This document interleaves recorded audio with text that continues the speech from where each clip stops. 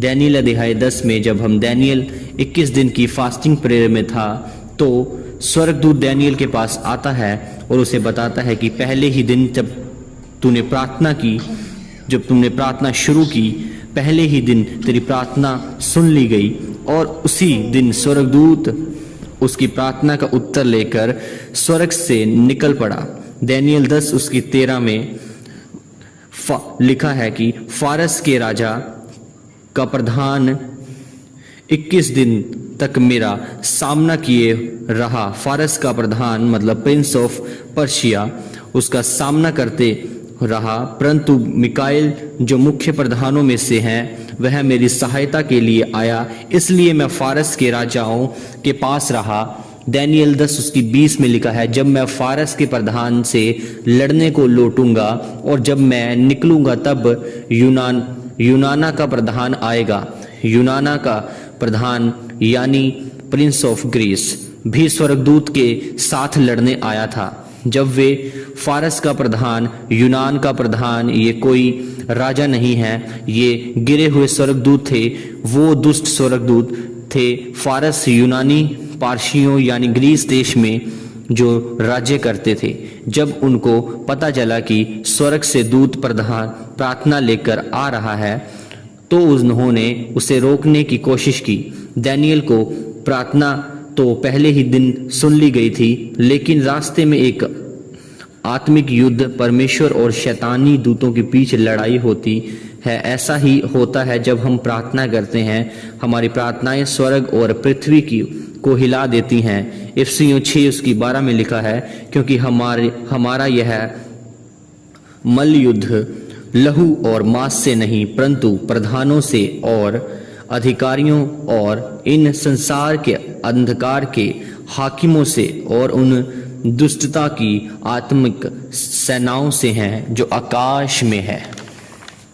इस वचन में लिखा है कि हमारी लड़ाई किसी धर्म, इंसान, मांस, लहू से नहीं, हमारी लड़ाई जो है वो शैतान के साथ है, प्रधानों के साथ है, जिसके बारे में स्वर्गदूत ने दानियेल को बताया कि फारस का राजा नाम इज़राइल के ऊपर अपना कब्जा करना और इज़राइल को ख़त्म करना चाहता है। क्या आप जानते हैं कि आज फारस का जो फारस देश है उसका नाम क्या है? फारस देश का नाम जो है वो आज हम सुनते हैं लेकिन हमें इतना पता नहीं, तो उसका मैं नाम आपको बताता हूँ। उसे आज के समय में हम ईरान कहते हैं। फारस ईरान कहते हैं उसे, जो पर्शिया है, और पर्शिया का मीन ईरान कहलाता है। और आज भी यह फारस का प्रधान उस देश पर राज्य करता है और आज भी ईरान देश इज़राइल को ख़त्म करने को लगा है, पर ऐसा होगा नहीं। बाइबल ये बताती है कि जब भी हम प्रार्थना करते हैं वह प्रार्थना उसी समय सुनी जाती है। उसी समय स्वर्गदूत हमारी प्रार्थना पे काम करना शुरू कर देता है। हो सकता है कि आप किसी काम के लिए कोई दिनों, हफ्तों, महीनों या सालों से प्रार्थना कर रहे हों, पर इसका मतलब यह नहीं है कि हमारी प्रार्थनाएं जो हैं वो सुनी नहीं जा रही। दानियेल 10 उसकी 11 जब हम पढ़ते हैं तो वहाँ पता चलता है कि हमारी प्रार्थना स्वर्ग और पृथ्वी को हिला देती है। तो ये मत समझो कि हमारी प्रार्थनाओं से कुछ नहीं होता या हमारी प्रार्थनाएं सुनी नहीं जाती। प्रार्थना करने से ही स्वर्गदूत स्वर्ग से भेजे जाते हैं और प्रार्थना ही से शैतान पर विजय प्राप्त होती है। परमेश्वर के लिए प्रार्थना इतनी महत्वपूर्ण है कि परमेश्वर ने अपने भवन, अपनी चर्च बिल्डिंग को प्रार्थना का घर कहते हैं।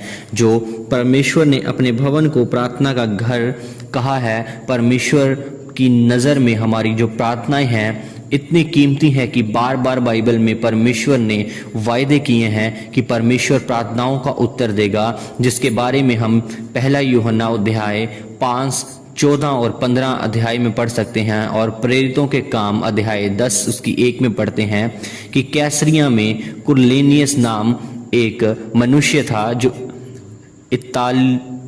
इतालियानी नाम पलटन का सूबेदार था। और प्रेरितों के काम 10 उसकी 30 में जब हम पढ़ते हैं, कुरनेलियस ने कहा, इस घड़ी पूरे 4 दिन हुए हैं कि मैं अपने घर में तीसरे पहर को प्रार्थना कर रहा था कि देखो एक पुरुष चमकीला वस्त्र पहने हुए मेरे सामने आ खड़ा हुआ और कहने लगा कि कुरनेलियस, तेरी प्रार्थनाएं सुन ली गई हैं और तेरे दान परमेश्वर के सामने सम्मरण किए गए हैं। बाइबल ये भी बताती है कि हमारी प्रार्थनाएं स्वर्ग में एक भी इधर उधर नहीं होती, हमारी प्रार्थनाएं सोने के कटोरे में रखी जाती हैं, जिसके बारे में हम प्रकाशित वाक्य 5 उसकी 8 आयत में पढ़ते हैं कि और हर एक हाथ में वीणा और धूप से भरे हुए सोने के कटोरे थे। ये तो पवित्र लोगों की प्रार्थनाएं हैं। पुराने नियम में परमेश्वर ने आज्ञा दी थी कि भवन में वेदी में धूप जलाया जाए और उस धूप के जलाने के लिए परमेश्वर ने एक खास वेदी यानी ऑल्टर को बनाने के लिए कहा था। उस वेदी के ऊपर भी धूप को सुबह शाम जलाया जाता था। अब वह धूप की वेदी परमेश्वर ने लोगों को प्रार्थनाओं को जो वह धूप की वेदी है वे परमेश्वर के लोगों को प्रार्थनाओं को दर्शाती है। जिस तरह धूप जलाने से धुआं ऊपर उठ जाता है, उसी प्रकार विश्वासी लोगों की प्रार्थनाएं धुएं के समान स्वर्ग में परमेश्वर के सामने पहुंचती हैं।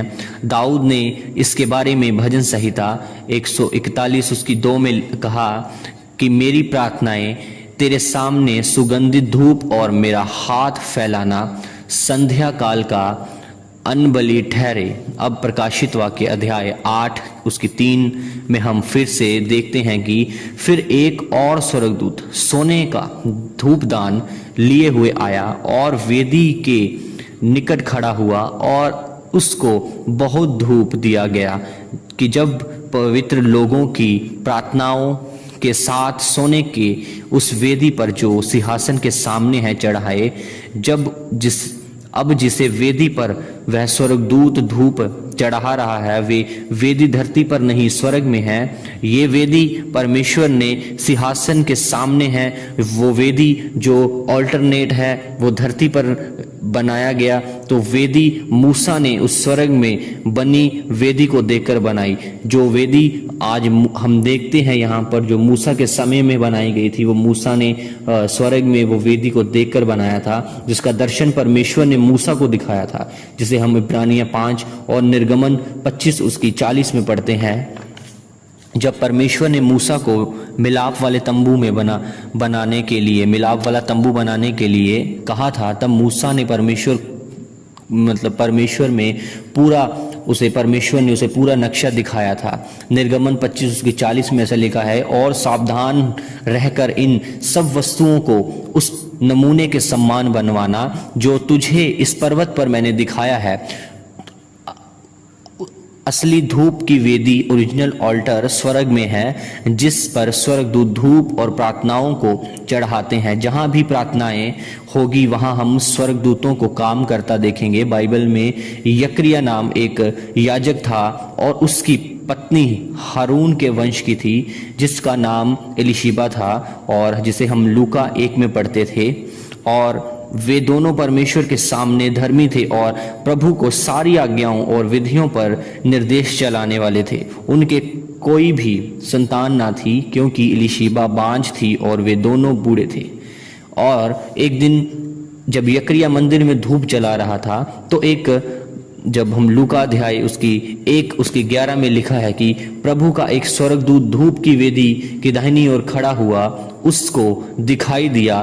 13 आयत में लिखा है कि परंतु स्वर्गदूत ने उससे कहा, हे यकरिया, भयभीत ना हो, क्योंकि तेरी प्रार्थनाएं सुन ली गई हैं और तेरे पत्नी एलिशिबा से तेरे लिए एक पुत्र उत्पन्न होगा, तू उसका नाम यूहन्ना रखना। बाइबल बताती है कि यकरिया की कोई संतान न थी और वह जवानी से ही बुढ़ापे तक प्रार्थना करता रहा, परमेश्वर में विश्वास में बना रहा और परमेश्वर के कामों को करता रहा। और उसकी प्रार्थना, उसका जो समय था तब नहीं, पर परमेश्वर ने उसे उत्तर दिया, उसे मिला।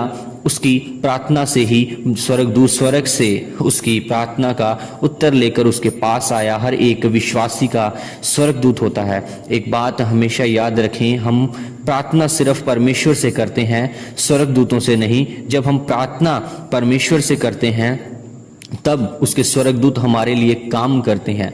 आगे आने वाली वीडियोस में मैं आपको बताऊंगा कि कैसे हम स्वर्गदूतों को काम में ला सकते हैं, किस तरह हम पर प्रार्थनाओं का रिजल्ट ले सकते हैं, और यरीहो की दीवार कैसे गिरी, उस दीवार के गिरने के पीछे क्या रहस्य था, और परमेश्वर आपको किस प्रकार स्वर्गदूतों को आप यूज कर सकते हैं। आने वाली वीडियोस में मैं आपको यीशु मसीह के बारे में, आगमन के बारे में कुछ और गहरी बातें शेयर करूंगा जो आपने कभी नहीं सुनी होंगी।